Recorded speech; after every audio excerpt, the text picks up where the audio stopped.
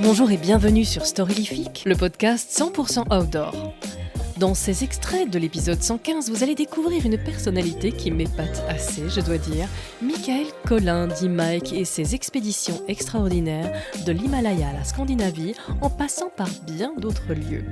Derrière cet aventurier serein, à la sagesse bien ancrée, se cache un parcours plus accidenté. Des départs mal préparés, des situations à haut risque qui auraient pu mal tourner. Comment est-il devenu cet homme aguerri? Émerveillé par la beauté de l'instant présent, vous allez en avoir un petit aperçu ici, mais pour connaître le cheminement complet, pour qu'il devienne l'aventurier qu'il est aujourd'hui, il vous faudra écouter l'épisode 115 en entier. Et c'est parti pour quelques mises en bouche. Et pendant 9 jours, je n'ai pensé à rien, et quand je dis rien du tout. Il n'y a pas une fois où je me suis dit, tiens, j'aimerais manger un burger quand j'étais sous la tente en train de manger mon lyophilisé. Il n'y a pas une fois dans ma journée de ski où je me suis dit, j'aimerais être ailleurs, ou faire ceci, ou faire cela. C'est la première fois, c'est le premier voyage que j'ai vécu, où du matin au soir, jusqu'à ce que je m'endorme, mon cerveau ne fonctionnait que pour l'instant présent. Mettre un pied devant l'autre, s'arrêter, décrocher le harnais, aller boire, aller manger, mettre la tente, être sûr que tout soit bien ancré, préparer à manger le soir, aller dormir. Et ça, jour après jour. Et c'était fantastique. Fantastique. J'ai ressenti ça un petit peu au début de cette année, puisque je suis reparti à ski, mais à cette intensité-là, j'ai jamais ressenti ça. C'était vraiment une purge complète de mon cerveau. C'était génial. Oui, c'est ça. Waouh. Cure de sommeil, voilà. Le cerveau, tu te mets en veille. Dans le froid, quand même. Ouais. Ah oui, ça endort bien, le froid. Cure de sommeil par -20, mais ça va. Ah, il faut ce qu'il faut, hein, mon bon monsieur. On le vit bien. Alors, j'ai bloqué net sur une expression que tu as utilisée, car j'utilise exactement la même. Tu écris: le fil rouge de mes envies est bien identifié, m'émerveiller sans limite devant les paysages ou des instants très particuliers. C'est un peu mes minutes d'éternité, ma façon d'arrêter le temps l'espace d'un instant et de me sentir parfaitement en phase avec moi-même et le monde qui m'entoure. Alors moi, j'appelle ça des instants d'éternité, mais les minutes d'éternité que je me dis: oh purée, mais mais je connais. Ah oui, là, t'as l'impression que tous les astres s'alignent et que c'est vraiment le moment où tu dois être là et à l'endroit précis où tu es, quoi. C'est pas tu serais 5 cm à côté ou tu serais arrivé 5 minutes plus tard, et voilà, c'était passé à côté. Mais là, à l'instant T, moi je l'ai revécu là en Afrique du Sud, un truc tout bête, mais un soir on finit de monter la tente, donc j'étais parti avec un ami. On termine de monter la tente, on était sur un paysage, tout le monde a vu les photos, hein, quasiment tous les soirs, c'était incroyable. C'est une tuerie, c'est fou. Ah oui, j'ai jamais vécu ça en bivouac. On a fait sur 13 nuitées, on a fait 12 nuits exceptionnelles. 12 nuits où tu sortais la tête de la tente et tu disais, waouh, c'est incroyable d'être là. Incroyable, les paysages comme ça, ils sont complètement fous. Les paysages, les couleurs, l'absence totale de bruit, l'air frais et tout, ça rendait la chose vraiment intense. Et un soir en particulier, je commençais un petit peu aussi à être fatigué, donc en général c'est quand t'es fatigué que t'es le plus à l'écoute de toi-même aussi. Je me perds un peu dans mes pensées au bord du vide, là, au bord de la falaise, et puis d'un seul coup je croise le regard de mon ami qui était sur son caillou là, et qui était en train de regarder un petit peu dans le vide aussi, et juste là, son regard et ce qu'il avait dans le fond de la pupille, je dis ah bah oui, c'est exactement ça. Je dis là je vais le laisser faire la pierre, faire le caillou, parce que c'est exactement ce que je fais régulièrement, et je me voyais au travers lui dans cet instant de plénitude absolue. Puis là je sais qu'il est bien là il est bien. Ouais, faire la pierre, j'aime bien. Ah oui, ça c'est quand t'es assis, tu fais plus rien, tu penses à plus rien, tu vis ton moment. Tu fais ta petite photo dans le cerveau et personne te l'enlèvera jamais, ce truc-là.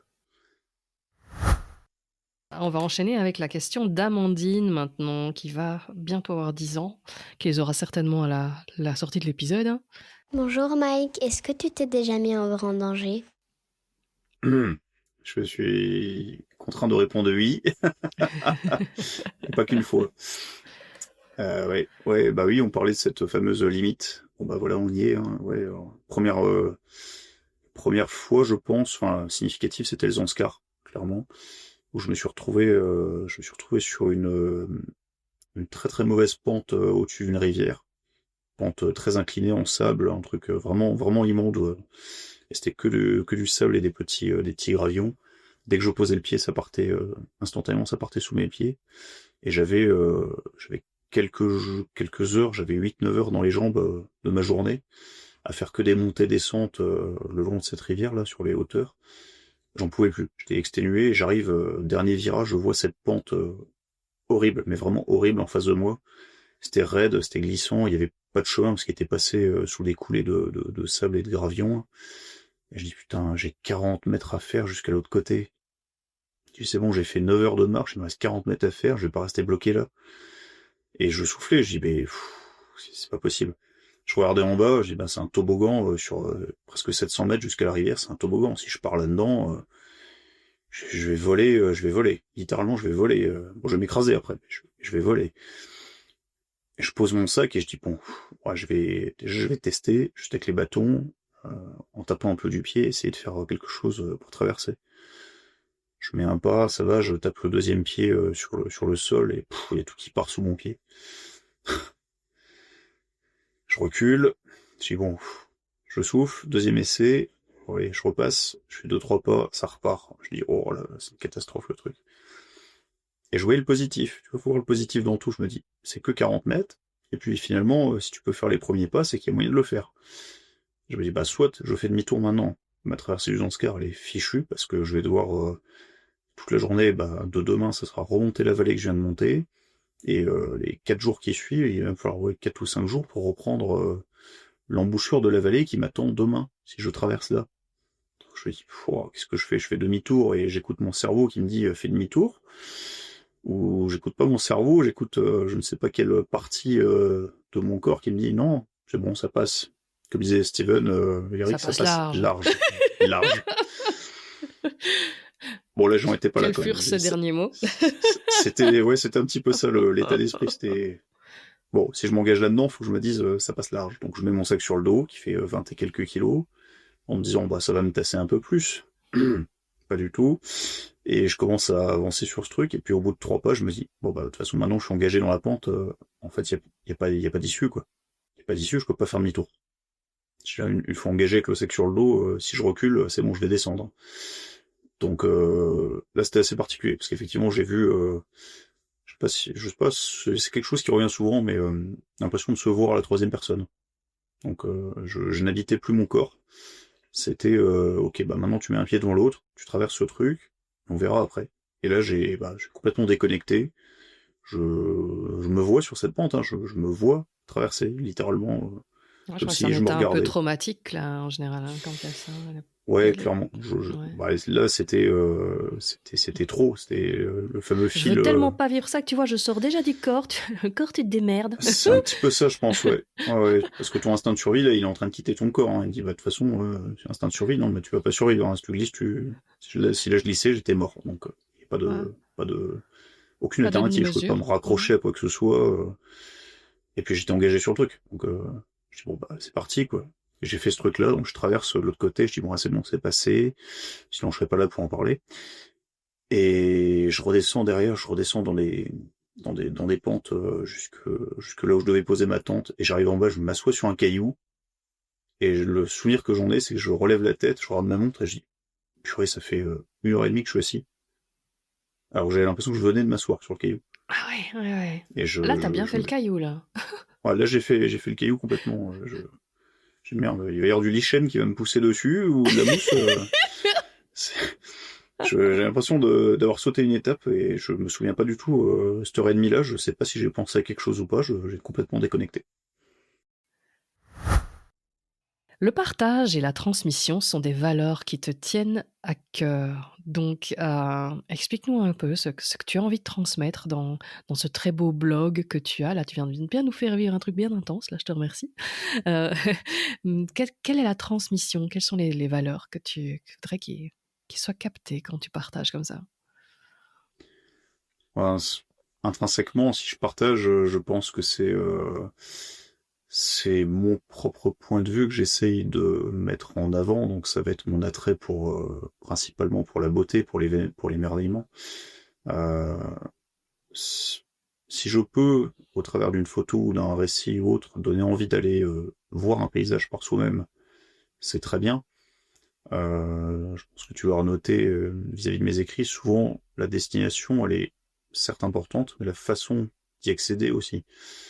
Je pense que si tu veux aller voir les plus belles couleurs au Drakensberg, bah, il faut y aller seul ou à deux, il faut y aller avec tes petits pieds, avec ton sac sur le dos, et bah, il va falloir faire plus qu'un jour de randonnée. Donc bah, c'est inconfortable, c'est pas facile, c'est déjà pas facile de se lancer, c'est pas facile quand il y est non plus, mais ça vaut la peine.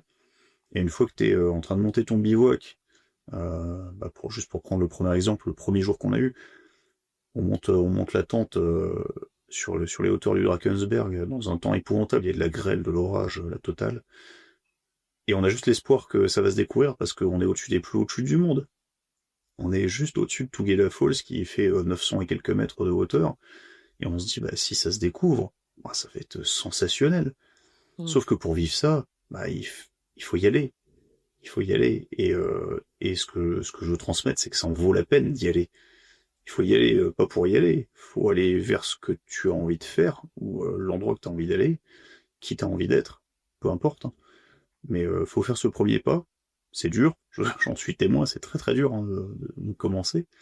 Mais peu importe si après ça fait mal, s'il fait froid, si c'est long, si on a des mauvais moments à passer, des choses comme ça, s'il y a l'orage qui vient, s'il y a la grêle, s'il y a tout ce que tu veux, si t'attends d'aller tremper, bah, le lendemain matin, ou même le soir même, les nuages ils se sont barrés et on a eu un panorama, mais un panorama de fou furieux.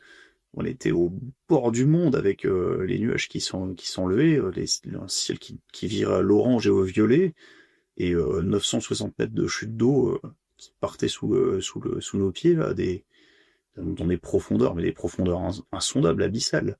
C'était un spectacle incroyable. Et puis le lendemain, on repart, bah, peut-être qu'il y aura à nouveau des nuages et peut-être qu'il y aura une autre tempête. Mais le point de vue qu'on a eu le soir suivant, bah, il était exactement pareil, c'était complètement zinzin. Et en fait, c'est une très belle allégorie de la vie, c'est que tu vas souvent avoir des nuages au-dessus de ta tête, tu auras souvent un petit orage ou un truc qui va te passer sur toi. Des fois ça dure longtemps, hein. Clairement, hein. Ça dépend des épreuves que chacun vit. Mais quand on attache de l'importance au pourquoi, pour moi c'est souvent la beauté et l'émerveillement, et ben le chemin certes est difficile, mais à la fin il en vaut la peine. Si cela t'a plu, on se retrouve pour la version complète dans l'épisode 115. N'hésite pas à en parler à un ami ou à un inconnu pour les plus audacieux. Vos recommandations sont ce qui aide le plus le podcast et c'est tant mieux. Tu peux t'abonner à la newsletter ou aux réseaux sociaux de Storylific, tout est repris dans les notes. Tu peux aussi écrire un avis sur ta plateforme d'écoute préférée. Les recommandations ici aussi aident beaucoup le podcast à se faire connaître. Et quoi que tu fasses aujourd'hui, fais-le bien. À bientôt.